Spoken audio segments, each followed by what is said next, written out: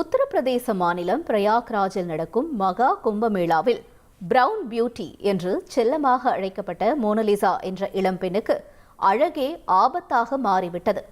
மாநிறம், காந்த கண்கள், எளிமையான தோற்றம், வெள்ளையாயிருந்தால்தான் அழகு என்ற பொய்யான எண்ணத்தை தவிடுபொடியாக்கிய பேரழகி என்றே சொல்லலாம் இந்த மோனலிசா போஸ்லேவை.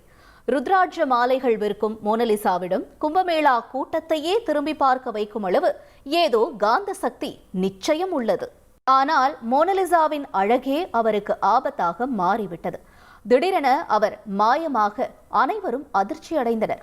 ஆனால் கூட்டத்தினர் மோனலிசாவை சூழ்ந்து கொண்டு அவரை வியாபாரம் செய்ய விடாமல் தடுப்பதால் அதிருப்தி அடைந்த அவர் தன் வீட்டிற்கு சென்று விட்டாராம்.